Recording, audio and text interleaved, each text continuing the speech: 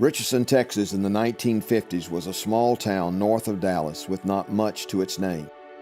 In fact, Central Expressway was just about to open to Campbell Road and wouldn't run through Collin County for 2 more decades. Despite that, Park Cities Baptist Church focused on this small Dallas suburb looking for a place to plant a church.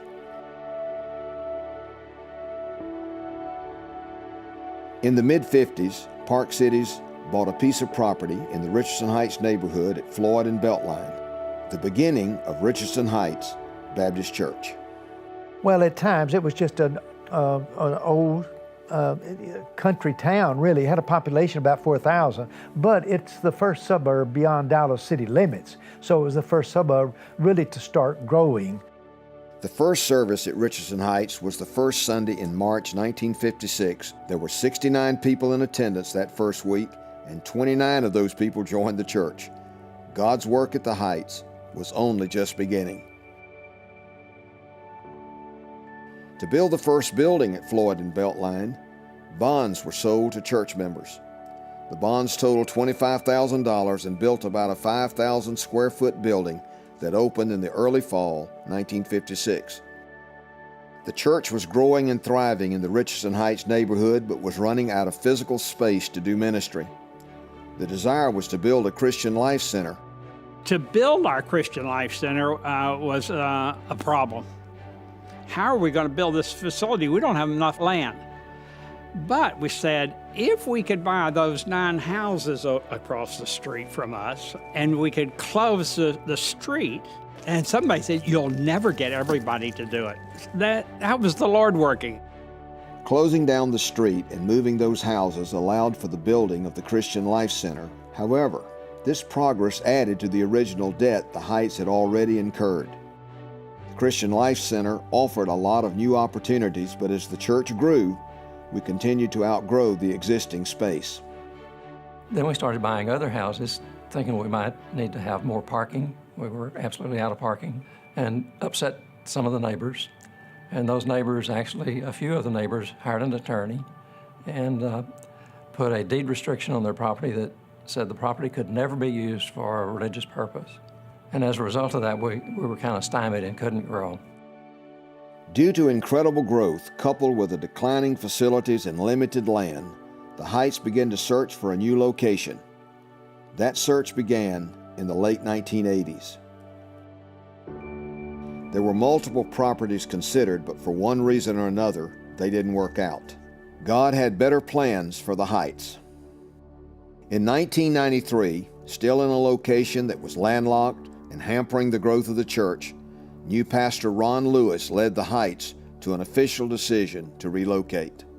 And he was uniquely prepared to help the congregation decide to move. And the decision was made, we're going to move as a group. We're not going to leave some part here. We're going to all move at one time. After looking for years for a new location, finding the right one wouldn't be easy. However, one potential location was on the market. More than 20 acres located at the corner of Renner Road and 75 were for sale. The government owned the land, and the sale was to go through a sealed bid process. There were multiple question marks as the process unfolded, but the strategic location of the land made this opportunity one that could not be passed up. You know, there was a time when finally we came to the point where we found this property, and we said, this is the property we want. It'll work. We were actually shrinking slightly in the late 80s as our attendance was going down slightly and our giving was going down slightly and things weren't so great. Then the opportunity to buy this current location came along, and because the budget was tight, it was a difficult decision to even think that we wanted to bid on this. But we did, and we didn't win that either. I went to the builder and I said to him, I understand you put in a bid for the property. He said, yes. I said, well, I want to tell you, God's given us that property. And he said, well, I hope you get it because I didn't get it. And he told me who did get it. And so we ended up negotiating with them. As a result, they agreed to let us have the property because it was a natural property for a church. And that was another one of those miracles that God works on. God had definitely set aside the land at Renner and 75 for this church to do His work. Before the leadership of the church had even seriously considered this location as an option, Beverly Brown, a member of the church, drove by the property and heard God speak to her about this location.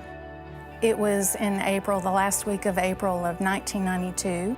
One day I came to the corner of Renner and 75, and I was sitting at the red light, and the Holy Spirit whispered to me, "Go across and I'll show you what I want you to know about this land." And I just said, "Lord, this is your land. You're telling me this. I claim it for you." The existing buildings at Renner and 75 sat on just over 20 acres of land. However, it had been a research facility, so a good bit of work was needed to turn it into a church. A loan of $4.6 million was taken for construction, and the church entered into a capital campaign called Forward to New Heights. The campaign raised over $3 million, which allowed for the initial construction at the Renner location. The primary space missing from the existing building was a worship center. Church leadership felt the goal was not to build the ultimate worship center at the time, but a temporary worship center that would be adequate for the current church size. So the space we now call the chapel was built. After a couple of years of construction on the new location, the Heights was ready to open its doors at Renner and 75. The first services were held on Christmas Eve, 1996.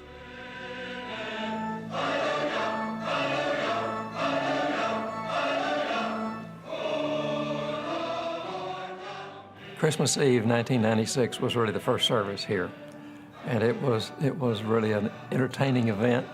It was a enthusiastic crowd. I think that there was a huge amount of excitement because we knew that all of the plans that God had laid out for us, we had followed to get here. We saw how He worked out so many details and just miracles happened to get us here. In 2002, due to rapid growth, the decision was made to move forward in building the big worship center that was dreamt about when the property was purchased.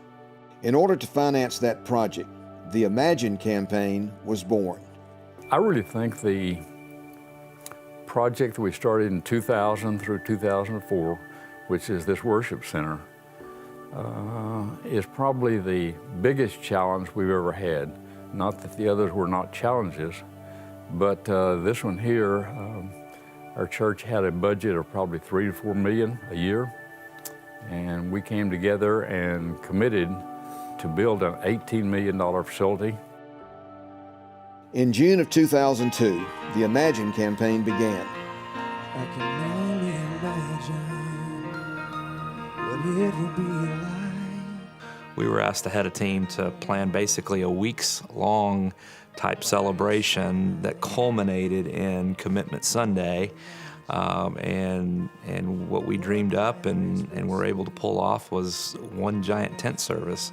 At the time, our facility only held about 800 or 850 people, and so part of the reason for doing the tent was to get everybody in one service at one time on a Sunday morning.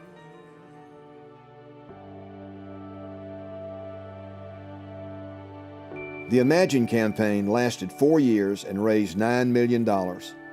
This incredible financial response allowed us to open the new worship center in April 2004, along with the chapel and student area known as The Brick just a few years later. Beginning with the $25,000 in bonds to build the very first building at Floyd and Beltline, to the $15 million total debt incurred to purchase, renovate, and build this current location, the Heights has been in debt all 60 years of its existence. The question is often asked, how could we have a greater impact on the North Dallas community, our country, and even the world with all the money that has been going to service our debt? To put it in perspective, for the past 5 years, about $1.5 million has been contributed to debt each year. Those funds are now available to be used as God leads the Heights into its next chapter, a debt-free chapter. To know that we're paying off our debt makes me want to shout and say, hooray, yay, because it frees us up to do what God has desires for us to do in the future. Our debt is being paid off. Not only we've got all this development around us and this opportunity, but we've got additional funds to help pay for the ministry and the outreach for that. The Lord moved us here. He guided us. His hand was on us, and His hand is still on us. He put us here, I think, for exactly what's happening around us right now. For us to be a beacon of light for Jesus and all of this development right here.